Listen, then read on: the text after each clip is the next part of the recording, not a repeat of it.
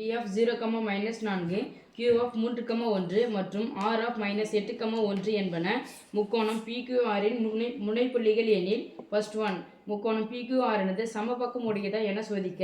second one முக்கோணம் PQR இன் பரப்பை காண்க. third one QP இன் மையம் M இன் ஆயப்புள்ளிகளை காண்க. fourth one QR இன் மையப்புள்ளி N ஐ காண்க. fifth one முக்கோணம் MPN இன் பரப்பை காண்க. sixth one முக்கோணம் MPN மற்றும் முக்கோணம் PQR இன் பரப்புகளின் விகிதம் என்ன? ஓகே சாமி, படம் எதுவும் கொடுக்கல, சமபக்கம் அப்படின்னு சொல்றாங்க. 3 முனைப்புள்ளிகள் கொடுத்துட்டா அது முக்கோணம். இந்த முக்கோணத்தினுடைய சமபக்கம் உடையதான் கேட்கறாங்கன்னா ஒரு முக்கோணம் சும்மாவே இப்படி எடுத்துக்கணும்னு வச்சுக்கேன். PQR சமபக்கம் உடையதான் சொன்னா இந்த பக்க அளவும் இந்த பக்க அளவும் இந்த பக்க அளவும் எப்படி இருக்கணும்?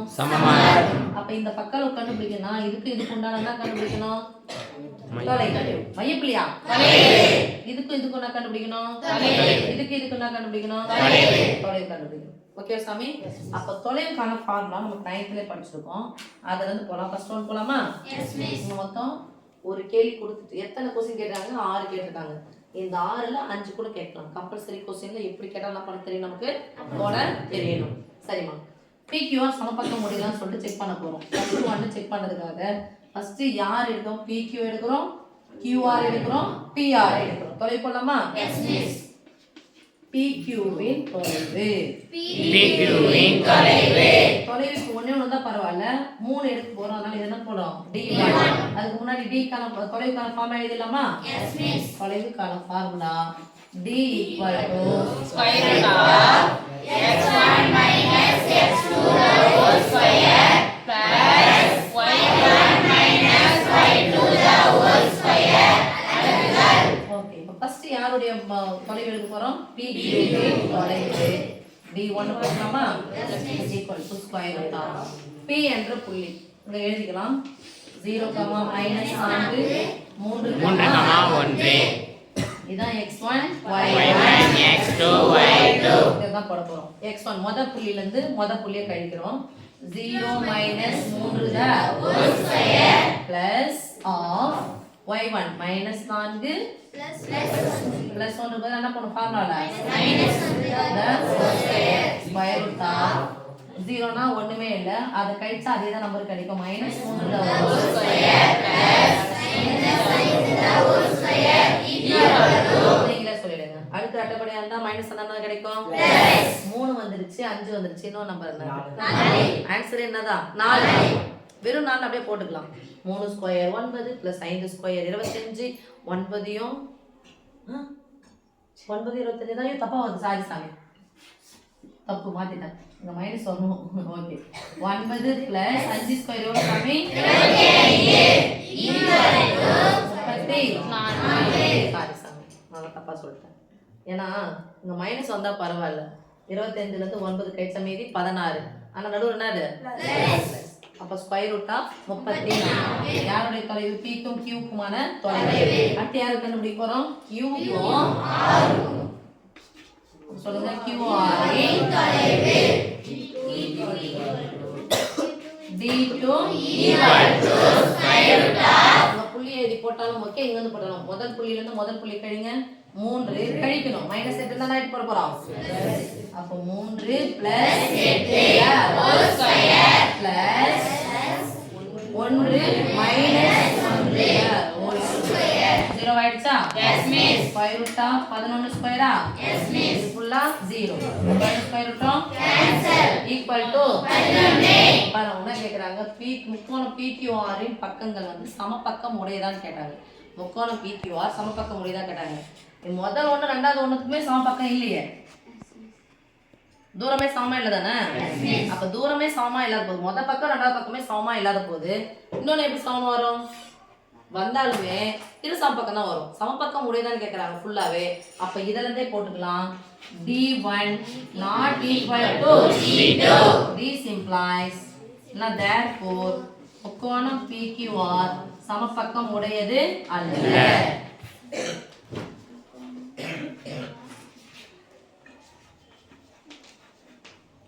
சமபக்கம் உடையது அல்ல. ஓகேமா? ரெண்டாவது क्वेश्चन போலாமா? செகண்ட் ஒன் முக்கோணம் PQR இன் பரப்பு. முக்கோணம் PQR இன் பரப்பு. முக்கோணம் செகண்ட் ஒன் முக்கோணத்தின் பரப்பளவு. முக்கோணத்தின் பரப்பளவு பாருங்க எழுதிக்கலாமா? முக்கோணத்தின் பரப்பளவு போட்டா என்ன பண்ணோம்? 1/2 into x1 y1 x2 y2 x3 y3 x1 y1 புள்ளி போட்டுலாமா சாமி? yes miss 1/2 into x1 y1 கீழ அப்படியே சொல்லுங்க பார்க்கலாம். 0 minus 4 3 1 minus 8 1 0 minus 4 equal to 1/2 into மேல இருந்து கீழ பெருக்கலாமா? yes miss 0 கூட 1 பெருக்குனா 0 1 3 plus 3 32 சொல்ல மாட்டேன். கீழ இருந்து மேல போலாம். புரியல அப்புறம் மாத்திக்கலாம். 3 12 minus 12 4 8 minus 8 4 0 0 ஓகே குறி மாத்தணும். ரெண்டாவதுக்கு மைனஸ் வந்தா plus plus மைனஸ் 0 கூட எதை கூட்டணும் என்ன கிடைக்கும்? பிளஸ் 12 இதுவும் பிளஸ் இதுவும் பிளஸ் பிளஸ் 8 3 பிளஸ் 11 0 னா ஒண்ணுமே இல்ல. அப்ப என்ன கிடைக்கும்? 32 1/2 into போடலாமா? ஒரே நம்பரா மாத்திடலாம். 30 ஒரு 10 40 40 ஒரு 10 50 52 53 55 அப்படியே பெருக்கி 55/2 போட்டாலும் சரி அல்லது பாதி போடலாமா? 50 ரூபாயில பாதி 5 ரூபாயில பாதி 2.5 அப்போ 25 2 சேர்ந்தா 27.5 பண்ணோம். ஞாபகம் வச்சுக்கோங்க. 27.5 போட்டாலும் சரி இல்ல 55/2 போட்டாலும் சரி எனக்கு ஆன்சர் கரெக்டா சொல்லணும். சரியா? தேர்ட் ஒன்னா பரசாமி QP இன் மையம் M இன் QP இன் மைய புள்ளி யார் பேரு? M. மைய புள்ளி அது முத புள்ளியும் கூட்டி ரெண்டாவது புள்ளியும் கூட்டி அவ்வளவுதான்.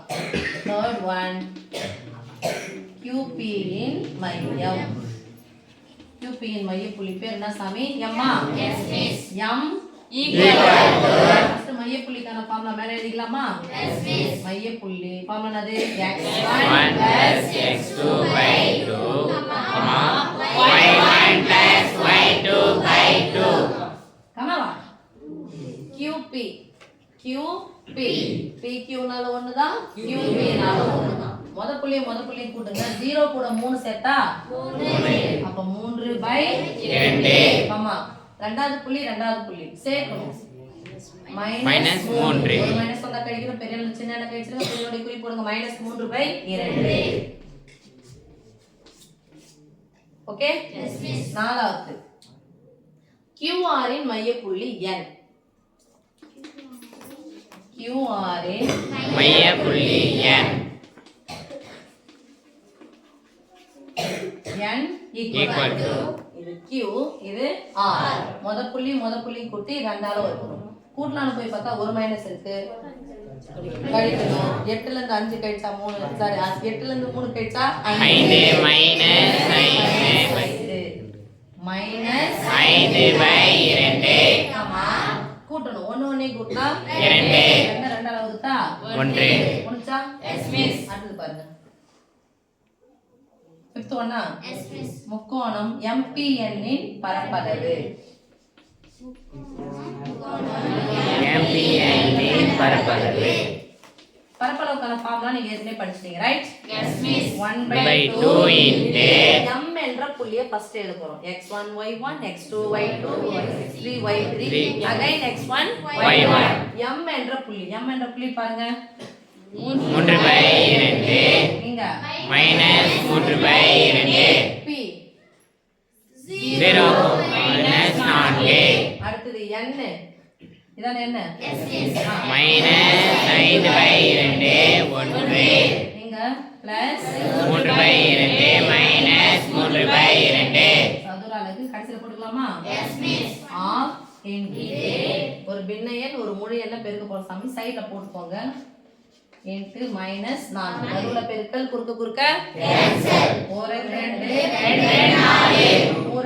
மைனஸ் 6 மைனஸ் 6 இது 0 ஆயிடுச்சா இங்க ரெட்டப்பட மைனஸ் பிளஸ் 5/2 3/2 பகுதி பெருக்கணும் தொகுதி பெருக்கணும் பொதுவா இருக்குன்னு சொல்லிட்டு கூட்டிடாதீங்க பெருக்கணும் ஏன்னா டவுட் ஆச்சுன்னா அப்படி போடுங்க 5/2 இன்ட்டு நேரா பெருக்கலாம் குறுக்க கேன்சல் பண்ண முடியாது 3/2 அப்ப சொல்லுங்க ஓகேவா இங்க கீழ இருந்து போறோம் 0 பெருக்கினா தான் கிடைக்கும் 0 இங்க -4 இன்ட்டு -5/2 நடுவுல பெருக்கல் குறுக்க ரெட்டப்பட மைனஸ் பிளஸ் 2 பிளஸ் இங்க 1 கூட எதை பெருக்கணும் அதுதான் கிடைக்கும் 3/2 கீழ இருக்கிறது மட்டும் புரிய என்ன பண்ணணும் மாத்தணும் மைனஸ் பிளஸ் இருந்தா மைனஸ் ஆஃப் இன்ட்டு இங்கே மைனஸ் 0 னா ஒண்ணுமே இல்ல அப்பனா ஒரு மைனஸ் ஆறா மைனஸ் 10 இங்க மைனஸ் இருக்கு இங்க பிளஸ் இருக்கு அப்ப ஒரு மைனஸ் வந்தா கழிக்க போறோம் 15/4 இருந்து 3/2 என்ன பண்ணலாம் கழிக்கலாமா ஈக்குவல் டு நடுவுல கழித்தலும் கூட்டலும் வந்துச்சுன்னா பகுதிகளை பார்க்கணும் பகுதிகள் ஒரே மாதிரி இருக்கா வேற மாதிரி இருக்கா இதனுடைய மடங்கு தானே 4 அப்ப 4 ஒண்ணு எதால பெருக்கணும் பகுதி 2ஆல பெருக்கனா 15 மைனஸ் 3 எத்தனை முறை 4 வந்தாலும் ஒரே மாதிரி 15 இருந்து 6 கழிச்சுனா 10 பை 4 இதனுடைய குறி பிளஸ் 9/4 இப்போ ஒத்த உறுப்புகளை குறிகள் ஒரே மாதிரி இருக்கு குறிக்கலாமா -16 -16 பிளஸ் 9/4 நடுவுல பிளஸ் மைனஸ் குறுக்க பெருக்கி கூட்டி நாங்க ஏற்கனவே மைனஸ் இருக்குது 5 40 6 40 24 சேர்த்தா 64 -64 plus 9/4 10 வச்சுக்கலாமா ஒரு மைனஸ் இருந்தா கழிக்கலாம் ஒன்னு எக்ஸ்ட்ரா கழிச்சனா அப்புறம் கூட்டிக்கலாம் 64 ல இருந்து 10 போயிடுச்சுனா 54 ஒன்னு எக்ஸ்ட்ரா கழிச்சத கூட்டிக்கலாம் 55 55 மைனஸ்